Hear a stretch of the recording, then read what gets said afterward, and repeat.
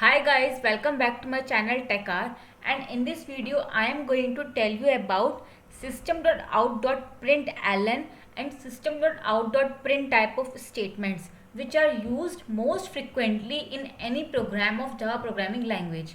ठीक है, हम इन दो स्टेटमेंट्स का अपने हर प्रोग्राम में ऑलमोस्ट यूज़ करते हैं, बट हमको इस स्टेटमेंट के अंदर यूज होने वाले पर्टिकुलर वर्ड का मीनिंग या लॉजिक नहीं पता होता है। तो मैं आपको इस वीडियो में यही बताने वाली हूँ कि इस स्टेटमेंट के अंदर हर एक वर्ड का क्या मीनिंग है और क्या लॉजिक है। ठीक है, उसके लिए सबसे पहले हमें ये पता होना चाहिए इसका यूज़ क्या होता है। तो बेसिकली इन स्टेटमेंट्स, दोनों ही स्टेटमेंट्स का यूज़ होता है कंसोल के ऊपर कुछ भी प्रिंट या कुछ भी डिस्प्ले करवाने के लिए। सपोज अगर हमारे पास ये एक मेथड है, इसके अंदर हम जो भी आर्ग्यूमेंट पास करते हैं वो हमारा कंसोल पे प्रिंट हो जाता है, लेकिन इन दो मेथड्स के बीच में क्या डिफरेंस है ये क्लियर होना बहुत ज़रूरी है। उसके लिए अब सबसे पहले हम बात करते हैं प्रिंट मेथड की। ये जो system dot out dot print वाली स्टेटमेंट है, तो इसका क्या यूज़ होता है। जब भी इसकी बात करेंगे तो दो पॉइंट्स हमारे दिमाग में होने चाहिए। पहला पॉइंट ये कहता है कि जो हमारा कर्सर होता है वो उस टेक्स्ट के एंड पे पहुंच जाता है, मतलब जो भी टेक्स्ट हमने पास किया है अपने मेथड के अंदर उसके एंड पे हमारा कर्सर पहुंच जाता है। ठीक है, मतलब कहने का ये है कि प्रिंट अगर हमने लिखा है तो अगला जो हम स्टेटमेंट देंगे प्रिंट वाली वो उसके आगे एग्जीक्यूट होगी, अगली लाइन पे नहीं जाएगी। लेकिन अगर हम प्रिंट एलन यूज कर रहे हैं तो अब जो कर्सर है वो नेक्स्ट लाइन की स्टार्टिंग पे पहुंच जाएगा। ठीक है, मतलब अगर हमने कोई प्रिंट एलन की स्टेटमेंट दी है तो उसके बाद अगर हम एक और स्टेटमेंट दे रहे हैं प्रिंट कराने के लिए तो वो नेक्स्ट लाइन पे प्रिंट होगी, उसके बराबर में प्रिंट नहीं होगी। ये डिफरेंस होता है इन दोनों में। ठीक है, आपको इस मतलब ही समझ में आ रहा होगा। देखो यहाँ पे एल एन मतलब लाइन नेक्स्ट या न्यू लाइन भी कह सकते हैं इसको हम, कि अगला जो काम हो वो नेक्स्ट लाइन से शुरू हो। ठीक है, और एक चीज़ और, अगर हम प्रिंट मेथड की बात करें तो इसके अंदर हमें एटलीस्ट वन आर्ग्यूमेंट देना ज़रूरी होता है या वन पैरामीटर हमको इसमें देना ही देना होता है। अगर हम इसमें नहीं देंगे तो एरर आएगी। बट यही चीज़ अगर हम इसकी बात करें प्रिंट एलन वाले स्टेटमेंट की, तो अगर हम इसके अंदर कोई पैरामीटर नहीं देंगे तब भी हमारा प्रोग्राम रन कर जाएगा, मतलब कुछ प्रिंट नहीं करेगा, बस नेक्स्ट लाइन पे आ जाएगा कंट्रोल। ठीक है, यही होता है इन दोनों स्टेटमेंट्स के बीच का डिफरेंस। ठीक है, अब हम बात करते हैं इसके हर एक वर्ड का क्या मीनिंग है, हर एक वर्ड के पीछे क्या लॉजिक है। उसके लिए हमें एक एनालॉजी समझनी होगी जो मैं आपको अब नेक्स्ट स्लाइड्स में बताऊंगी।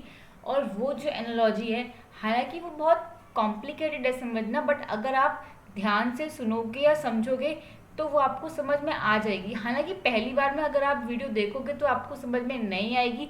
आप अगर नेक्स्ट मतलब 2 बार या 3 बार जब देखोगे तो आपको वो क्लियर हो जाएगा।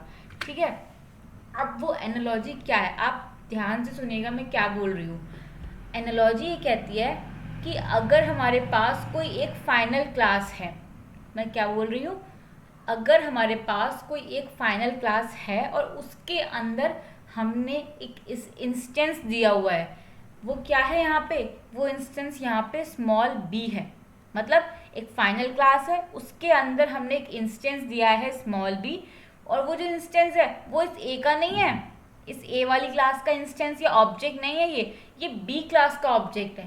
कैपिटल बी एक क्लास है एक और जिसका इंस्टेंस स्मॉल बी है और जो कि इस ए क्लास का पब्लिक स्टैटिक मेंबर फील्ड है। दोबारा सुनो, हमारे पास एक फाइनल क्लास कैपिटल ए है, उसके अंदर हमने एक इंस्टेंस डिफाइन किया हुआ है या हमने एक ऑब्जेक्ट डिफाइन किया हुआ है स्मॉल बी, जो कि कैपिटल बी क्लास का इंस्टेंस है। ठीक है, और जो कि पब्लिक स्टैटिक मेंबर फील्ड है क्लास ए का। ये तो हो गई ए क्लास की एनालॉजी। अब आते हैं ये जो बी क्लास है, अब हम इसके बारे में पढ़ेंगे। तो बी, हमारे पास एक बी क्लास है और उसके अंदर हमने एक मेथड डिफाइन किया हुआ है स्मॉल ए।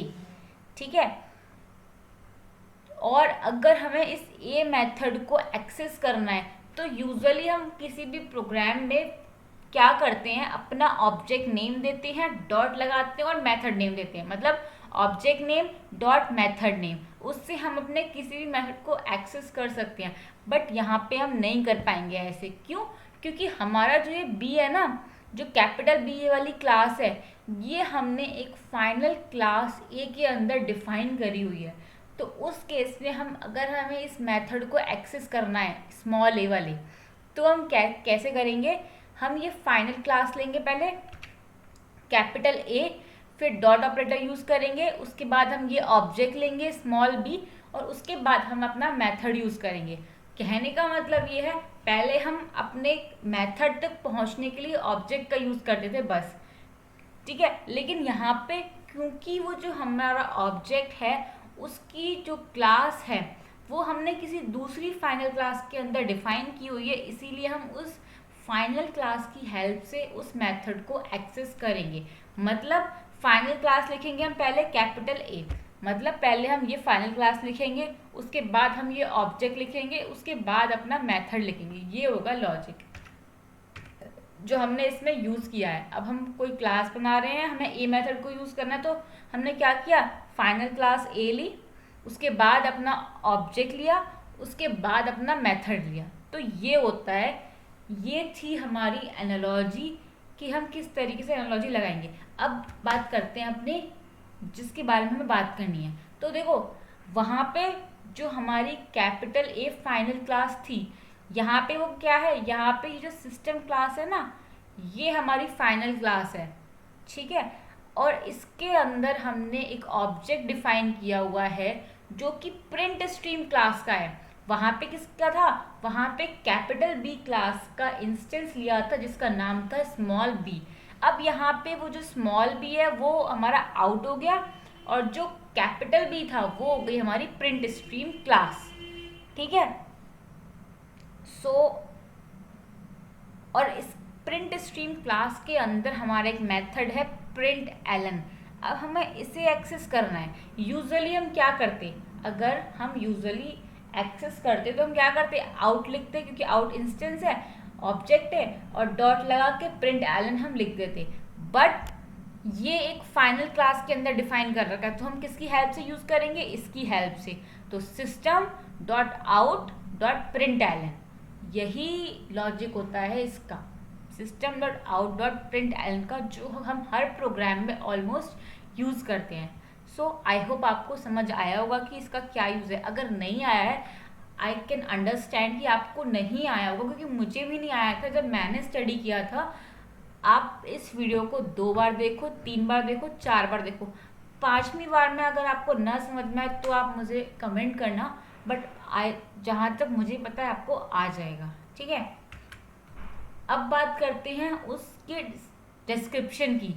इसमें क्या लिखा हुआ है, Java system dot out dot print एलन is use to print an argument that is pass to it. मतलब इसके अंदर जो हम आर्ग्यूमेंट पास कर रहे हैं उसको कंसोल पे प्रिंट कराने के लिए इसका यूज़ करते हैं। The statement can be broken into 3 parts, और जो ये हमारी स्टेटमेंट है इसको हम 3 पार्ट्स में ब्रेक करते हैं, सिस्टम, आउट और प्रिंट एलन, ठीक है। अगर हम बात करें सिस्टम की, तो मैंने आपको पहले भी बताया था कि सिस्टम एक फाइनल क्लास है जो कि जावा डॉट लैंग पैकेज के अंदर डिफाइंड है, ठीक है।